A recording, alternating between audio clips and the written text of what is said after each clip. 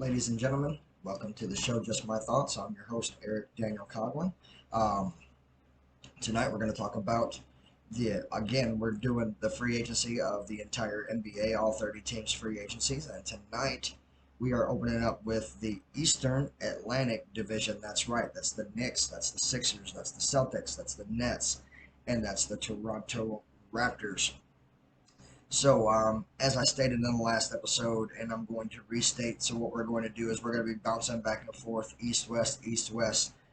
So we're back to the east. We've already covered the Eastern Central Division, then we covered the Western Pacific Division. Now we're covering the Eastern Atlantic Division. All right, so let's get started. The team, excuse me, the team we're going to start with first of all tonight will be the New York Knicks. And I had really just I didn't generate any thought process as to what team we're going to start with and what team we're going to open up with because this is not my division and none of these teams really hold interest to me at all. So we're just going to start with the Knicks and then we'll probably finish with the Raptors, and that's just how we're going to break that down. But things that were interesting about the New York Knicks is last year they finished the season the fourth division for the playoff spot. And I think they're like division wise, I think they were third place of their division, maybe even second place in their division. They were surprisingly good last year. But I think that had a lot to do with the East being surprisingly weak. So forever and a day, the Eastern teams, the Eastern side of the ball has always been super duper strong, super duper stout. But over the years, that's kind of dwindling down. And so the Knicks got to take advantage of a very weak Eastern Division last year, which free agency kind of summed that up. So let's just get started on what they've done and what everyone in their division has done, and then we're gonna make some I don't know, some maybe some predictions at the end of the show. But so what did they do? The very first thing they did when the offseason had kicked off to begin with, they had thought they had splashed the pot and made big noise. What they did is they picked up Dante DiVincenzo, 4 years, 47 million. If you don't know who Dante DiVincenzo is, he is the guy that was supposed to play backup point guard for Steph Curry over there in Golden State Warriors. Was over there for a couple of years. I think they drafted him, and then instead of giving him his rookie contract extension, they just let him walk into free agency. And by doing that, they allowed him to walk into a $47 million contract by the New York Knicks. Now, is that a good signing? I honestly can't. I don't have an opinion on it being a good signing or not because I haven't seen enough of him. I haven't seen him play very much. Let's be honest. Steph is a minute hog. First of all, Steph doesn't like to come off the court, and even when he does come off the court, it's not very long. So anyone trying to play backup point guard for Golden State Warriors are really wasting their time. I say that, but until this year, now that it's going to be Chris Paul, he's not going to be wasting his time. He's already been rich, and so if he can just chill out and be on a championship run and not have to play a lot, then he's happy. But this is not about the Golden State Warriors. This is about the New York Knicks. How you doing? We're going to stay on track. So Dante DiVincenzo, 4 years, 47 million to the New York Knicks, and then the rest of their signings were pretty much league minimum signings. They picked up a guy, Trevor Neals, 1 year, 3 mil. Dwayne Washington Jr., 1 year, 3 mil. Jalen Martin, 1 year, 3 mil. Jacob Toppin, 1 year, 3 mil. So if you're asking yourself what's going on, how come they're not signing anybody? First of all, let me full disclose this for you. They're pretty much broke. So if you can remember last year, they signed a big contract to Jalen Brunson. He got a nice 4 year deal that was worth 102 mil.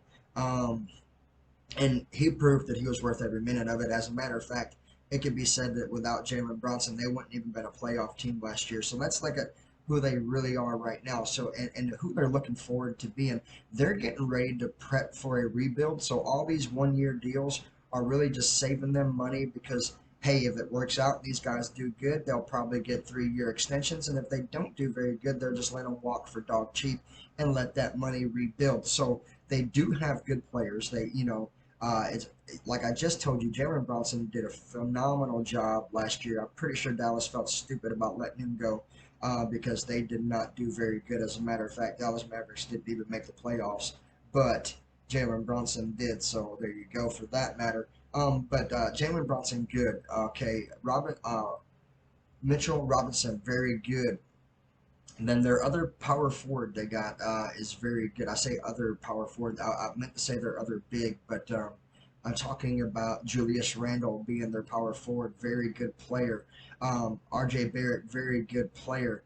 And so now that with Dante DiVincenzo, rumor is that he has played with Jalen Bronson and he's played with um, Mitchell Robinson in college. So you're looking at three guys, potentially four guys that all went to college together, that all played together, and all won a championship together in college. So that's what New York is trying to envision is like if I bring all these championship material players to my team, maybe they will help my team win a championship. The biggest problem with that thought process is first of all, they're in a division with the Boston Celtics, who doesn't like to lose. And second of all, just because you shine big in college doesn't mean you're going to, shine big in the NBA. Generally, you don't see teams putting a lot of players together that played in college ball and it work out successfully. Now, sure, you might could take a couple of them, like a duo, a tag team duo that played a lot of time together,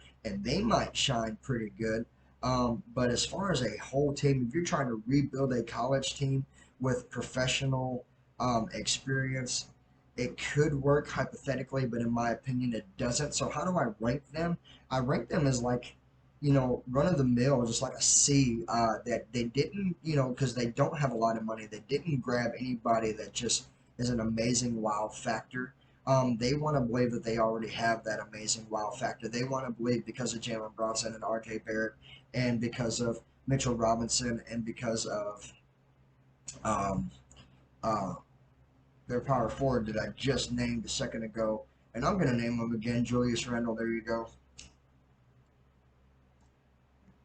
They feel like DaVincio, sums up their starting five. They feel like, DaVincio is probably going to come in and play, backup point guard. So he'll probably be the sixth man, maybe even be the shooting guard. Maybe they work out a deal where Bronson plays shooting guard and DaVincio plays point guard. I don't really know. I'm not really following what they're doing. I'm trying to follow what the entire league is doing. But they feel like they already got a competitive squad. They're full of youth and they're full of experience all at the same time. So anytime you got youth and experience in the same locker room, generally means good things. So maybe the Knicks know something that I don't know. Like I said, I don't grade this very high, but obviously the Knicks do. They give him 4 years, 47 million. That they feel confident with the kid, and they feel confident with the team. So we'll see what happens, man. Definitely we'll find out months to come how good the New York Knicks will be. That being said, I want to talk about the next team on the list.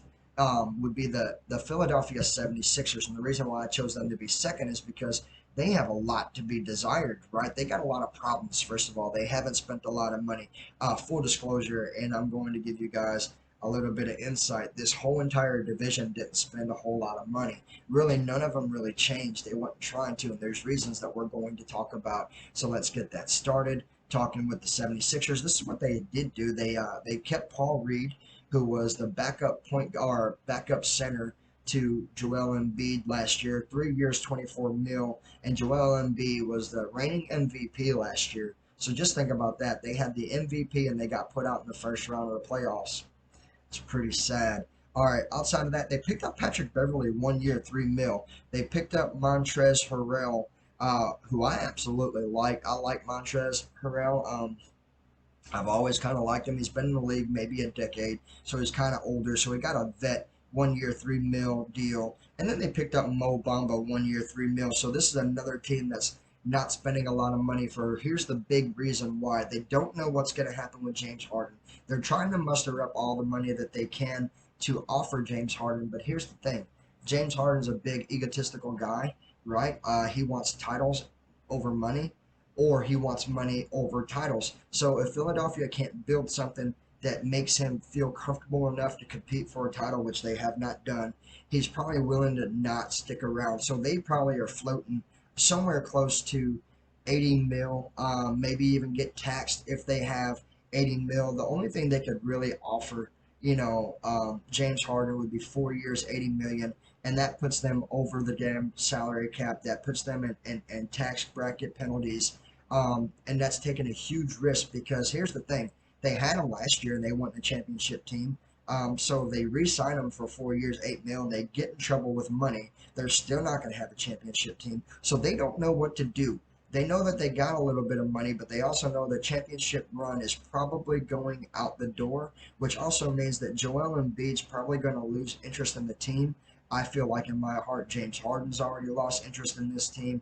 This team will be completely tearing down and rebuilding within the after next year. So I'd say this is probably the last year you're going to see Joel Embiid in Philadelphia. I also say I don't know if James Harden's even coming back this year. He's probably done with Philadelphia. So how I rank this is I think they did pretty good. This is why I think they did pretty good. First of all, Paul Reed, and Montrezl Harrell could both switch in and out of the center and the power forward position. So if they do, and when they do lose Joel Embiid, they already got two guys that can kind of fill the shoes and play the role. They won't be hurting the paint at all. Picking up a guy like Patrick Beverley does absolutely nothing for nobody. I think he should have retired, but he just feels like he deserves a championship and decided to go to Philadelphia. I don't know what makes him think that they're championship material team outside of having Joel Embiid, but you can't really tell Patrick Beverley nothing. He's the kind of guy who bosses everybody around. He bosses the coaches around. He bosses the players around. He bosses the referees around. He's always trying to tell somebody how to do their job. And here's the thing about Patrick Beverley: he's not even very, very good. He's at best, he's a minimum average player. There's players that are coming fresh out of college that will mop the floor at him. There's players that have been in the league for 12 years that'll mop the floor at him. He's in the run of the mill kind of guy who is lucky enough to have been in the league a little over 12 years or right at 12 years. And it's just, to me, extreme luck. He's never been a premier starter. He's always been a backup kind of guy. And to me, he's always been overrated. So, again, C minus. I don't think that they did pretty good, like I said, with Harrell and Reed. But outside of that, they didn't really do nothing, and that's because they don't know what to do. And if you don't know what to do, if you have a little bit of money but you're afraid to spend it, odds are you're probably going to lose a lot of games. That being said, let's move on forward. We're going to go to the Nets. And so the Nets did this, and here's the thing about the Nets. They're already working a rebuilding program. They started that last year when they traded off Kevin Durant. They traded off Kyrie Irving, and they re-signed Joe Thomas. Or did I say that right? Joe Thomas, the old school white guy, shoots a lot of threes. I think it's Joe Thomas. I might be wrong about that. Joe Harris. I was wrong about that. Joe Harris, who I'm talking about. They gave the keys to Joe Harris last year, and that's rightfully so. He's played his entire career for them. He's always been around. He's always been one of their big time dudes. And then he got hurt, and they kind of forgot about him. And then they tried to work past him, and then they had to turn around and go right back to him. So that's what's going on with the Nets. The Nets are completely rebuilding. But here's the good thing about them: during this rebuilding process, during losing Kyrie, during losing KD, which was great for that organization, just going to throw that out there, they found a young stud, right? His name is Cameron Johnson, and this is what they've done. They signed Cameron Johnson to a 4-year, $95 million contract. He is now going to be the number one guy in the for the Brooklyn Nets. That being said, they also picked up Dennis Smith Jr., 1 year, $2 million. Lonnie Walker the fourth, 1 year, $2 million, and Darius Baisley, 1 year, $2 million. Darius Baisley, 27 years old, plays power forward. Most of his playing time come out of OKC. Lonnie Walker the fourth played for the Los Angeles Lakers last couple of years and had about 3 really good games in the playoffs last year, like one game per what you would say series, one game per series. He was kind of lights out. One game he scored 24. One game he scored 32. One game he scored 19, but had 13 assists. He's a shockingly good player. And Dennis Smith Jr. was the guy in Dallas before before Luka Doncic and during the Jalen Bronson days. They thought Jalen Bronson and Dennis Smith Jr. would help shape the franchise of that team, and it kind of backfired. It didn't really happen. But needless to say, out of the 3 teams that we've talked about so far, the Knicks, the Sixers, and the Nets actually gained more talent than anybody in that division. And I'm not kidding. I'm not stuttering. I'm not making it up. So far, in this division, they've had the best offseason. I think they've done a really great job. And they're also really, really broke. You're wondering why they all got 1 year deals. The reason is because of the Kyrie Irving, because of the KD, and because of they also let go of a couple other guys. They just about offloaded all their veteranship, and it was rightfully so. So they're about piss poor broke, and they still found being broke. They still found talented young players to come play for them. All these guys that got signed, even though they're 1 year deals, they're all prove it deals. Every single one of these guys will be on the court for the Brooklyn Nets like next year, and a lot of them are going to be doing what they can to make a lot of noise to make big deals. Full disclosure, I think Baisley's going to do really well, and I also think that Lonnie Walker, the fourth, is going to do very well. If any of these players don't do so good, it might be Dennis Smith Jr. He's kind of older than all the rest of them, but even still, he's still youthful. I think he's 26, 27. Can still attack the paint. He could pass the ball very well. Shoots the three ball at league average, 38, 39%. I mean, he doesn't wow anybody, but he also holds his own.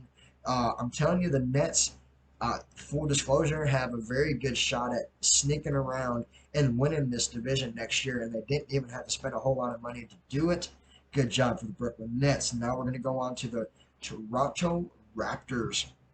So they did something huge that I knew was going to happen. If you follow me, if you watch all my shows, you have heard me say this before. They signed Jacob Portal for 4 years, 80 million, and this is great because I secretly wanted Jacob Portal. I've said that a couple of times. Not that I ever wanted to lose Vooch, but I thought it would be a great idea to tag team him up with Vooch. Because like I say, we have a very strong need for a power forward. Even though he's a center, he could switch out, and play, power forward. You can technically play two starting centers if they have different playing styles. So I think they did a great job by keeping Portal onto their team. They also picked up Dennis Schroeder for 2 years, 25 million, and they picked up Jalen McDaniels for 2 years and 10 million. So they spent about 115 million dollars on a handful of players that really might help them win a lot more games than what they won last year. Last year they struggled. They missed the playoffs. I don't think that's going to be a problem this year. I think that they know what they've got going into this year. They completely re-landscape, completely rebuild. All three of these players will, like I say, Portal's going in to be the starting center. He's going to be the focal point of that team, probably going to be one of the most talented players on that team. But that being said, Dennis Schroeder, everyone knows who he is. He's been in the league about 9 years. He's played for LA. He's played for OKC. He's played for Atlanta Hawks. He can hold his own. He's not great, but he's not bad at all.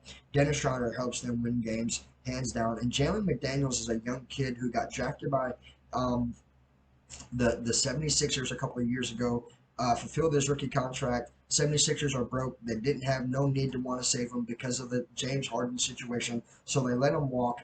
And then one of their division rivals decide, hey, I know how good he is. I've seen him play. I've seen him practice. Let's bring him on in because guess what we're doing? We're rebuilding. We're looking for answers. He might have a solution to one of our questions. So very good job by the Toronto Raptors. I say that they are the second most improved team in this division, and I give them a B plus. I want to give them an A plus, right? Because the whole Jacob Portal thing makes them an A plus. But here's my thing. If you know that Jacob Portal is going to be your best player, and you know that you're already trying to rebuild, I feel like in my heart, I mean, I'm not a Raptors fan, so I don't care, but I feel like if this were my team, I would have liked a bigger name player to go along with Jacob Portal, because that's going to be the question. Is like, are they going to keep Pascal Siakam? Is whatever money they have left going to Pascal Siakam? You would hope so. If you're a Toronto Raptor fan, you would hope that Siakam stays in town. You got Portal. Now you got, McDaniels and Schroeder. Probably both of them can become starters. And then you would hope to battle and probably take second or third place in this division. I said second or third because, look, the Nets, Brooklyn Nets can seriously win this division. Seriously. Because there's a lot of big questions going on in the very last team that we're going to talk about, the Boston Celtics. So what have they done so far? Everyone knows that they got Kristaps Porzingis in a wowing trade right before offseason even kicked off. It was like, they worked out a trade before free agency kicked off. So good job by that. Also, they picked up Uh, Delano Banton 2 years, $4 million, and O'Shea Brisket for 1 year, $3 million, league minimum deal. But so they kind of are broke. This is the reason why. The reason why is because last year they signed, Jason Tatum, 5 years, $260 million contract he signed at that time was one of the biggest contracts in NBA history. Now it seems to be an average. It seems like everybody is signing $260 million contracts now. So hey, Jalen Brown, Jason Tatum did it first, but now everyone's getting to do it. So how remarkable is it? Because Tyrese Halliburton just did the same thing. And I don't think Tyrese Halliburton is near as good as Jason Tatum. But somebody in the league, a lot of people in the league, obviously think that he is. So that being said, they don't really have a lot of money. And guess what? They have a huge problem because Jalen Brown is a free agent. And now also, because of the trade, so this is how this works for Boston Celtics and all you Boston Celtics fans out here. Let me elaborate all this for you guys. You don't have Porzingis forever. You only have him for 1 year. Technically, he's eligible for a contract extension before the season even starts because you're getting him off of someone else's contract. So technically, he's still a free agent. Even though you traded for him, you traded for a free agent who hasn't been signed. So you only got him for a 1 year deal. And now you also have to find a way. So you have to find money for Kristaps Porzingis, and you have to find money for Jalen Brown. If Boston Celtics can keep Jalen Brown, if Boston Celtics find money for Kristaps Porzingis, they might be one of the dangerous teams of the East. They might could win the East. They might could compete for a championship title. These are things that the Celtics fans want to do, and these are what the Celtics themselves want to do. The big question is, can they do it? And if they can, how are they going to do it? Because they already paying penalty money. So the only thing that they could remarkably do, the only thing they could do, is to get both of these guys to agree to 1 year deals, and then next year sign both of them to multiple year contracts. But then you have to wash everything, which they're already working on. Grant Williams is out the door. Malcolm Brogdon's going out the door. And Al Horford's retiring. So they're mustering up money for the players that they want. Jalen Brown, Kristaps Porzingis, how you doing? They want those guys. And if they find the money, if they do the right moves, this is going to be not just the most dangerous team in this division. This will be one of the most dangerous teams in the league. They could compete for a title. Kristaps Porzingis changes the way they play. Why? Because he can shoot the three ball. He can rebound. He can play defense. He can run up and down the court. Al Horford, they say he can do it all. But what they don't tell you is Al Horford's 36 years old. Kristaps Porzingis is 29 years old. He can do this for 5 more years at a very reliable, high clip, high energy, high enthusiasm. I said it previously that I thought he was going to be the biggest target in free agency, and he was the first person signed to a new contract. So obviously, I was right about that.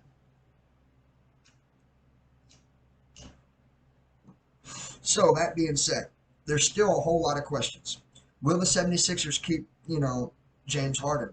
Will the Boston Celtics find a way to keep Jalen Brown? Will the New York Knicks shine with what they think is their brand new core? Are the Toronto Raptors going to be scary good and mop the floor with this division? And are the Brooklyn Nets the way to be? As far as rebuilding, you find a bunch of guys, you give them 1 year deals, and then, make the playoffs, get bonus money, and sign the whole team, because that's what they're going to have to do next year. They're going to have to re-sign everybody to multiple year deals. But that only happens if they make the playoffs and they make a run and they do really well this year in this division. So, hands down, if I have to pick the best team in this division, as far as rebuilding, the Nets. But as far as what could happen, I'd say the Boston Celtics. So, let's just landscape this. Celtics being the winners of the division, Nets being second place, then the Raptors being third place, then the Sixers being fourth place, and then the Knicks being in last place. Even though the Knicks did really well, they were third place in the division last year, they were fourth place overall in the Eastern Conference. I think that they lost a lot more talent than what they brought back. But I could be wrong. I'm just an average guy who watches a lot of basketball. I don't have insight. I don't get to watch these guys play or practice. I'm just an average Joe. How you doing? That's the truth about me. But I'm an average Joe that absolutely loves this game and loves this sport and studies this sport. That's why I'm studying it for you guys and giving you guys all the information, sharing all my intel with all of you. But I'm also sharing my opinions. Again, this is my show, and the title of my show is just my thoughts, meaning that I'm telling you how I think and how I feel. And how I feel is, if Boston screws up and doesn't sign Jaylen Brown, the Nets are going to be the winners of this division for years to come, but they have to keep an eye on Toronto Raptors. 76ers pretty much need to rebuild. I feel like the Celtics pretty much need to rebuild. And I feel like the Knicks are trying to rebuild. So you got 3 teams trying and 2 teams not knowing what to do in this division. So, ladies and gentlemen, if you enjoyed the show, if you like what you heard and you enjoyed what you see, always feel free to like and subscribe to the channel. And if you're feeling generous, always feel free to cash at me, Erick Daniel Coughlin, #Coughlin Pride. Have a nice day.